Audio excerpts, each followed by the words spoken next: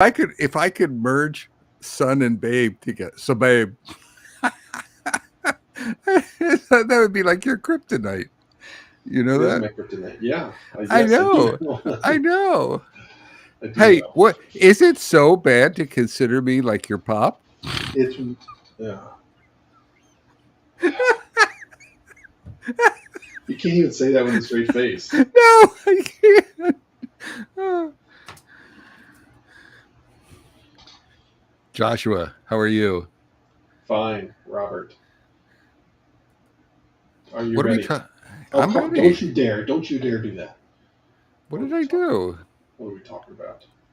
What are we I talking will. about? I will. We'll just kick it off right now, since Bob doesn't remember what we're talking about. We're just going to introduce the topic to our listeners and my co-host at the same time. That's good. I can Yeah, keep up.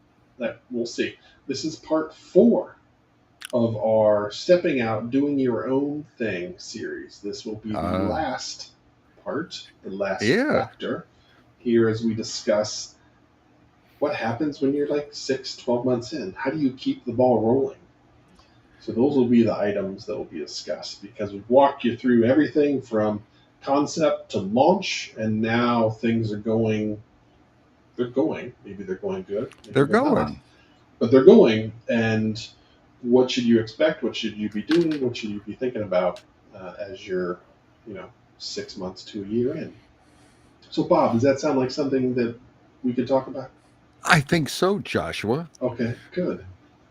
Joshua Michael. I think it does. Not No, Michael. No. no. I tried. Yes, you did What? try. So what do you? So keeping the momentum going, Yeah. right? Moving forward, etc. I would say I'll kick off one thing, Josh, to start Hmm. with. It would Hmm. be a lot of times people get stuck. We've talked about this in sports, and you see it with football and things. People get stuck in their plans. They get stuck in their brand. Hmm. They get stuck in their strategy. And so I think the thing to do would be to, like on a quarterly basis or something, just stop no matter what's happening. Even if you're desperate, if your buffer of funding is going down and you're scrambling, no matter what the situation is, stop, pause, and do a retro of what's working and what's not, and then don't double down. There is this notion nowadays. People talk about doubling down Hmm. in politics and things like that. Oh, they doubled down on that. Don't Metacasters, don't be a double downer. If it's not working, have the wisdom and the courage and the wherewithal to say it's not working. I need to make a pivot. Now, I wouldn't throw everything out. So I'm not suggesting like if you're, I don't know, if you're a part-time leadership coach or something, then you go to coaching folks in grade schools or something like that. That's a drastic pivot, but I would say pivot. Don't get full of things. Try run the experiment, and don't get. I see a lot of folks that get stuck, and they ride So, the train down into the ground. Go ahead, Josh. are you suggesting that we should operate our little business in an agile manner, No, iterate, I, I would never. I would never do that. retrospect, adjust, and then keep And moving forward as opposed to the death march of pain and suffering? but you've seen retrospectives, yes. But you both of us have seen retros where teams they pick the little things, Yeah. they pick the safe things, and they sort of ignore the elephant in the room. What I'm suggesting is you are going to have elephants in the room. Yes. You might have a whole Face, herd. yeah, you might Yeah. face your elephants and then do something about it. A lot of folks, oh, I'll just run a retro, or I'm going to be iterative, or I'm going to be agile. There's a little bit more to it, Josh. What I'm saying is, it's the hard stuff is actually, recognition and then making that pivot. It's hard Yeah. to do that. Yes. And it's not like it might be on your traditional Scrum team where there's a handful of people that are working together to identify the things. It's you. It's just Absolutely. you. And so we always know that introspection is harder than we would like it to be, but it is a skill that you can develop through practicing. So without a doubt, the most logical thing that we can suggest as you operate in an agile manner. You've heard me say a million times about treating things like a product. So treat Yep. yourself, treat your company, treat everything like a product. And reality is, just like Bob said, you're going to have elephants, but that's because there's no way you're going to get it perfectly right out of the gate. Like, it just isn't. So be honest with yourselves. Know that you're likely going to have to change. You're going to have to adjust and just be ready for it. Don't be caught off guard. Like, expect it, welcome it, adjust to it. Another thing I would suggest, off the top of my head, Josh, and then if you have some, feel free.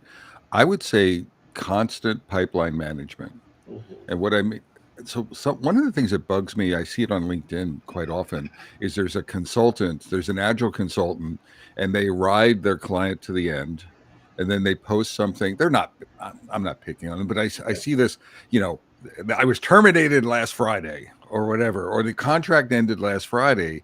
And then there's this desperate plea. I'm embellishing, but there's this Yeah. desperate plea for, I'm looking for work. Can someone help me now? And a part of my brain wants to go out to them and shake them and say, you should have been, you should have been looking for work 2 months ago. Like manage your pipeline. I don't care what the contract arrangement is. It's 80 hours a week, so I don't have time. Well, then make the time, because you need to be always like managing your pipeline so that there's a smooth flow, or at least getting the word out there, understanding the landscape, having clients in process, doing some schmoozing or something. So constant refreshing your pipeline is really important. And a lot of folks don't do that. They get trapped into the contract. And I'll tell you, most contracts, your clients can end them whenever Josh, you probably experienced this, I think, Mm-hmm. more recently. They Mm-hmm. can end whatever the heck they want. It doesn't, I mean, for whatever set of reasons, they're getting scared with the economy. Oh, who Right. can we cut? Josh Anderson, we can cut him. And so you need to be the funnel is your friend. Yeah, that's a skill that I've not optimized yet. I do it passively. I definitely need to become more active with it. And I think I've just been lucky, and that luck's going to run out probably sooner than I would prefer.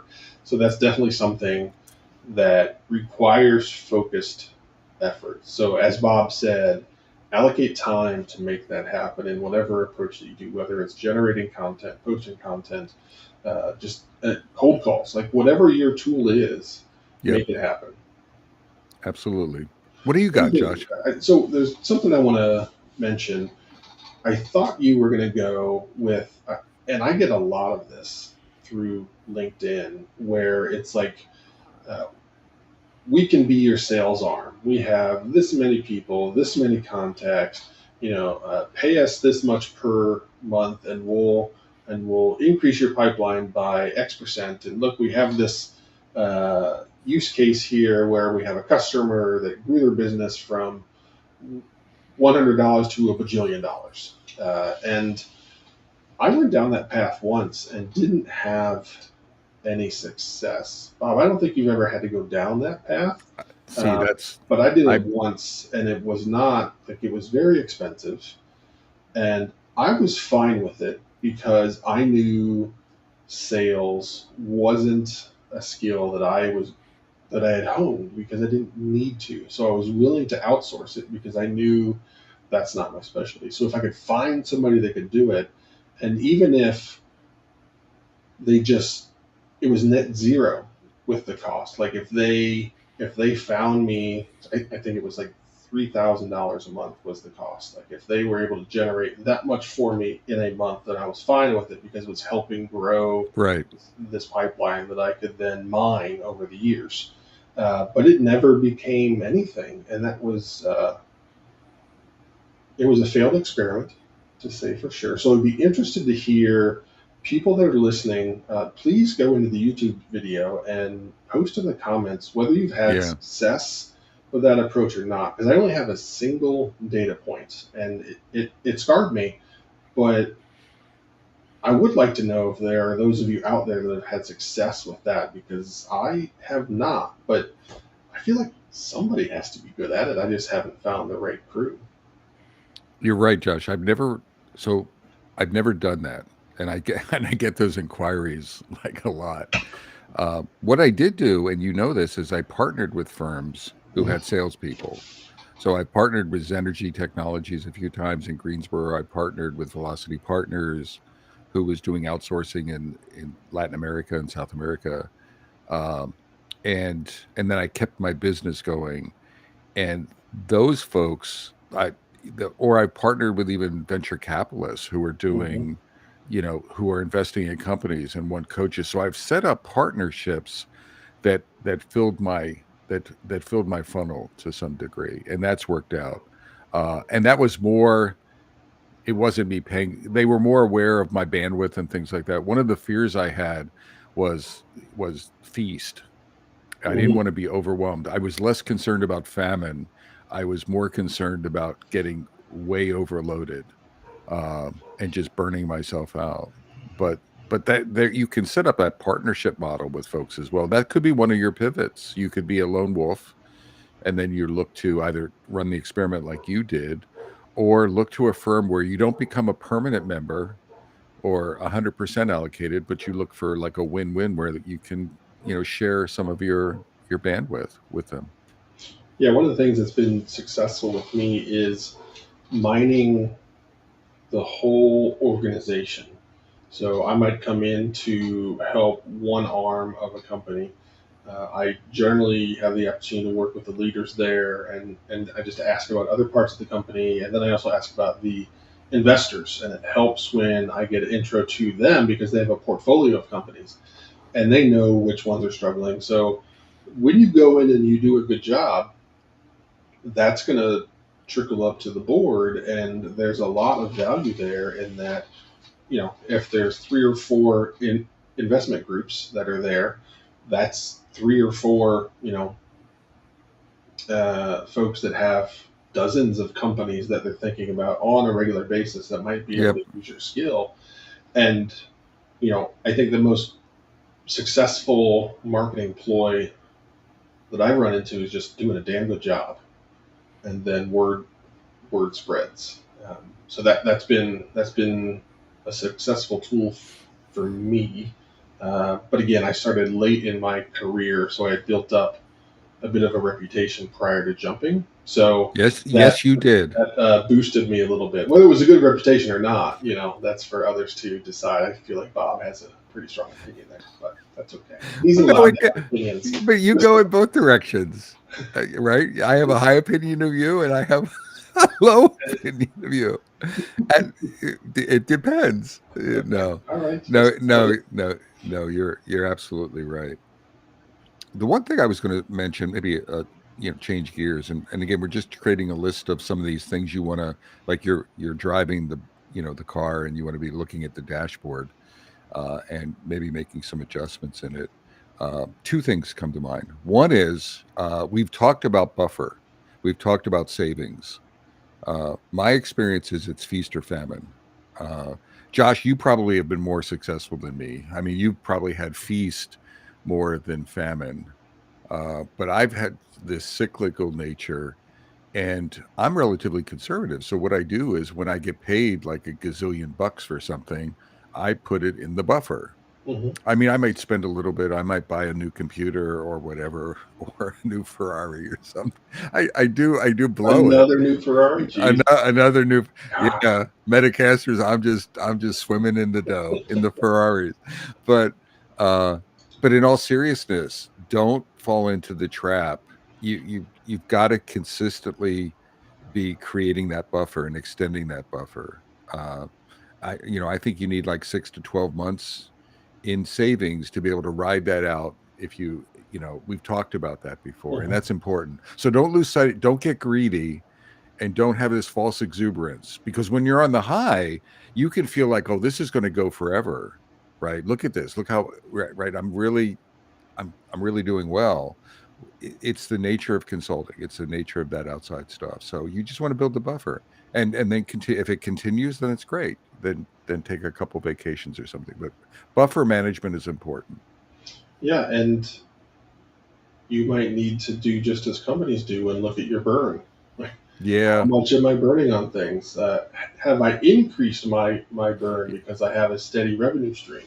So those are things. Those are issues you can get yourself into that could make things more difficult when um, rough times come, because they do. So I've had uh, I've had severe hunger. I think that's about as far as I've gone. Where like I've had a little mini drought, but Yeah. I've been able to keep things rolling for the most part, which has been good. One of the things that I've been wrestling with, and I know I'm not there, but it's interesting to think about: should I hire help? Ah. At what point does that make sense? Um, on a couple of different fronts. On There's like the accounting side and having a bookkeeper.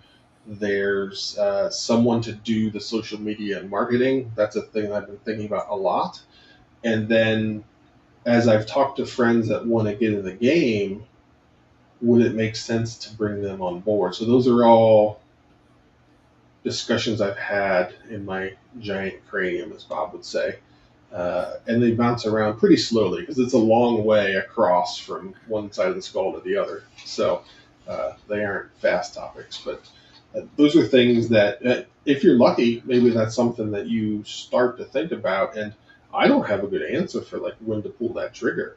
I think it's just going to have to be like anything else, where the case presents itself and it's obvious. I don't see myself taking a risk. It would have to be that like I am confident that this additional expenditure would generate more revenue, and therefore it's worth it. But those are all things I've been thinking about. See, I think I made the decision early on, probably to be a sole proprietor, to be an individual lone wolf consultant. Now, what I have done is, and I never wanted to hire someone, Josh. Right? It's just part of the reason I had growth. I could have done it, but I have this.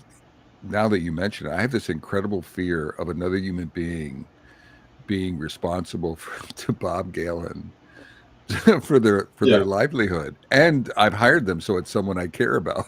Right? yeah, It's yeah. and I just and that says that any entrepreneur, I I honor you. Like Mhm. Todd Olson at Pendo, when they formed Pendo and then they were going through growth. I mean, bless their heart, because there's risk associated with that, right? There's a lot of risk associated with that and a lot of responsibility. So I'm an individual. What I have done is a couple things. I brought people in to help me out. So individual consult. I think Josh, you and I've done. I A no couple maybe things, yeah. a couple times we've worked. Hmm. So I have a trusted network of colleagues that I stay in touch with, and I can tap onto them. Which Uh, doesn't really include me. It was just like he was throwing me a bone. So no, it that's included you. okay. Don't Yeah. discount it. No, Oh, I get you're it. I get it. I understand where I am on the totem pole. because of your cranium size. You've already articulated that, It's already right? so heavy it's underground. You you just impress clients. It's like, holy crap. There must be some knowledge in that thing. There must be. He's got to be smart. Uh, so so so there's that. But the flip side is, when things are going really well, don't be afraid to give work away as well, because what's happening, like if you're over allocated, I think I've tapped onto you on occasion, Josh, maybe once or something, One and big one, right? Yeah, there was one yeah. big one at Storable where I spent a couple of years at. Yeah, so try that's true. That was entry. Mhm. So part of it is giving it away sometimes. If it's not right for you, if the timing's not right, don't be greedy, don't over allocate yourself. And I think the universe gives it back to you. I know that the universe, whatever that means, but you know, you reap what you sow. You get that stuff back. It gets paid forward. And I think between those two mechanisms, that's helped me. That's helped me run a business when I was over allocated at times. But then maybe making that decision to hire someone is, is for other folks, and then go there. Yeah. What about self-care? I'm Uh, switching. I'm going to get there. Okay. This kind of mini segue into that. One of the tough lessons that I've learned in the past like 2 months is it became a bit of a feast moment for Josh and his business. And I ended up starting two clients where I was working part time, fractional CTO style. I started two clients like on the same day. Do not do that. That is a bad plan because there's so much at that opening of a new client where you're just learning, absorbing, talking to different people across the organization, forming clear views on how we're going to move forward, and trying to do that at the same time for two different customers was a lot harder than I expected. That's something that I've committed to myself to never let happen again because I'm perfectly happy with how I delivered on their end, but it was a sacrifice for me with sometimes with family and other things along the way is where like I just have to get these things done. If not, I don't feel like I'm providing the value. So it that was way harder than I expected, and I will not let that happen again. Which gets into the self care of managing that. One of the things that I have not done is taken a break between clients, and you likely have the capability to create that schedule of like just scheduling a week off or something like Yeah. that. And I've not done that, but again, that's something that I know I need to do that I have not. I mean, not to be sort of naive about it, but when you're first starting out, everyone, you're gonna need to be greedy, and you're gonna be less inclined to say no because you're just starting out Mhm. and you're new and it's hard, and I want to serve clients, etc. And I think that's okay. In the very beginning, you have to be hungry. You probably have to run faster. There's competition. It depends on a myriad of things. Your competitive market, your brand.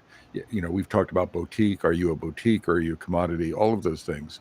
But you're gonna want to overcommit. But at some point, when you're reflecting, you want to start looking in the mirror like Josh is talking about and taking a break, scheduling a vacation, saying no to that client, right? To come to you. It's like, can you wait? And if the answer is no, well, then maybe we have a colleague that you could partner with or Mhm. something, getting creative around that. But being really putting yourself first, because what happens is that the quality of your work goes down. And we don't like to talk about it, we like to ignore it, but I know that when I'm burning myself out, or when I burn the quality of my work goes down, the quality of my impact. And when you're an independent, it's all about delighting your customers, it's all about referrals, and and sort of word of mouth and things like that. That's what you want to build. So you want to be at your optimum, and self care is part of that, and family. I mean, giving your, I mean, if you have children, you can't be non-existent, and the business is going to try to pull you in. So managing feast is probably as Mhm. just as important as managing famine. We focus on, oh, feast is great. Well, I don't, if you're managing self care, and that Yeah, means saying no. Like, wake up in the morning and practice. I mean, people laugh about it, but it's managing the ability to say no. This is not the right time for me. Or in your head, it's no. Maybe Josh could do this, and checking your network or whatever. But for me, it's a no, and you have to accept the no. yeah. One of the things, and I'm in a position. I've got teenagers, so as these interesting things have come up, I've just talked to them. I've said, "Hey, I'm going after this thing. I think I can make an extra chunk of money. I'd have to like push harder for a few months, but I think it would allow me to tackle this and to help them understand the why and Mm. that there's a logical reason. You know, from dad's perspective, it's a logical reason. They might say, I don't care, dad. I'd rather just, whatever. Right. And so ensuring they have the opportunity to say that because the whole two at once thing, like I talked to them about that, and I said, like, hey, this is going to be good for these reasons, but it also could present some problems. So just giving them transparency and a window into what's happening and Right. what the decisions mean for me personally, us as a family, both like living life and on the monetary side.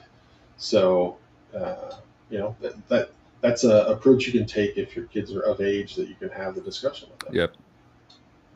Another tactical thing to think about, it's sort of related, it's not related to self-care, but I'm thinking of payables. I'm thinking of receivables. I'm thinking of, um, so there's, feast or famine, but there's also this factor of when are you getting paid?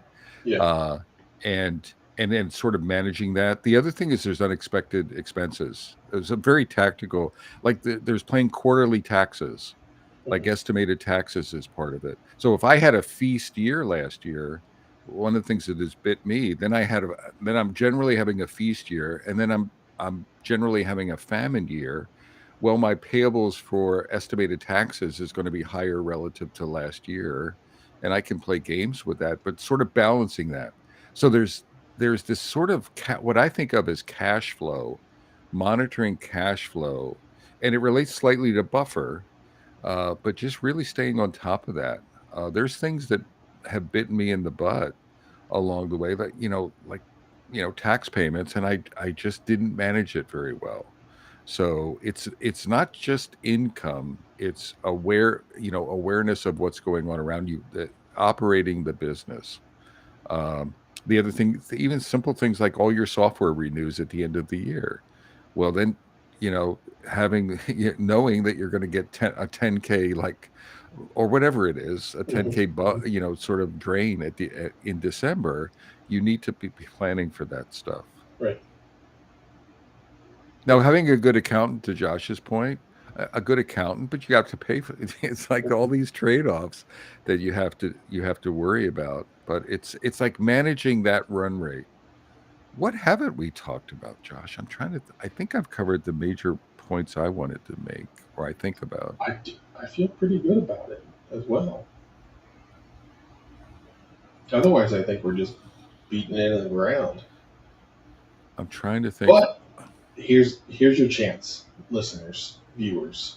Right now, we might be avoiding something, not on purpose, that would be of service to you at this point in your career as a lone writer on the startup front. Ask questions. Hit us up. Your best bet is going to be YouTube Yep. comments. So comment below, and you know how we roll. If you're listening to this, you know that we love Q&A. You know that we will address your Yep. questions directly. So if we missed anything along this entire journey, the 4 episodes, then it's on you. Just ask away, and we'll answer. I think one final thing I want to just beat the drum. The only thing as I was running through it, Josh, is marketing, and you touched on it, like you were touching on blogs and articles or newsletters, and we've talked about that. It's the same thing. Don't, like, when I'm talking about funnel management, Metacasters, there's marketing management. Mhm. Don't go silent. So the two things, there's on the marketing side, like, take the time to write a damn article, a case study, a mini case study that talks about your success. Blow your horn. Get someone else to blow your horn for you, whatever. But don't get complacent on funnel, the incoming funnel, and don't get complacent, particularly if you're starting out. People don't know who you are. That brand building thing. So funnel management is continuous, and brand building needs to be continuous as well. Yep. At least don't go silent on it for months on end. You'll pay for that. Yes. Okay. We did Oh, it. wait, hold it. One more. Oh my God, I got to Oh, do this what? one. What? I got it. Josh, What? Stephen, a nod to Stephen. It's like I saw a squirrel, right? Squirrel, Yeah, squirrel. I know how Uh, that works. don't be afraid to ask for help, everyone. So get a coach. Final point: don't go it alone. This is a mistake I've made. This is one of the reasons I love hanging out with Josh. Is he's a sounding board for me even when he doesn't know it. Right? I get free coaching out of Josh, even though he Wait doesn't a know it. minute. Uh, Do I? What? Oh shoot! Did I say that out loud? Oh no! Invoice on the Are way. you going to send me a bill? Oh, Yes. oh, you're going to send me a bill. So, so don't be afraid. Get someone, particularly in the beginning. Get a mentor or mentors. Get a coach. No BS. Get someone. Get someone to help you, and then don't be afraid to ask for help. Don't get caught up. Don't get full of yourself. Right. It's Yeah. a sign of strength to ask for help. It's not a sign of weakness to need help. So surround yourself with a few folks to really help guide you. I think would Yep. be the cherry on top of this. Hey Josh, Yeah. what episode was this? So we did part 1, then we did part 2. Duh. So Steven, part this is on you. part This is on you. part part deux, part trois. I was so close. And then this is every Metacasters. We just delivered a slam dunk lid on this sucker called part gosh. Oh, Steven, we are wait, not. I'll get it out. I'll get it out of there. Part catch. So I was so close. I was rushing to get this wrapped up, and then Steven has to go and remind Bob. he poked the bear. 4. I was able to rush through the front. I was hoping to close it out the back. Wait until Close shake and close bake. which part? Which part were you going to close, Josh? 4, Bob. 4. God, that hurts. God, Good. I need to go clean up. Good. Hey, man, hey, so from beautiful downtown Cary, North Carolina, And frustrated Fuquay Arena, North Carolina. I'm Bob Galen. And I'm Josh Anderson. Shake. And make. Take care, y'all. Oh, that felt so good. I need to go to Paris and just practice my. Yeah, please do and live stream it. They won't let me out of the country. They will not You let might me out not of the make it country. halfway down the street. I know. No, they will not. Take care, Josh. All right, we'll see you. Good Bye, seeing everybody. you, my friend. Bye bye.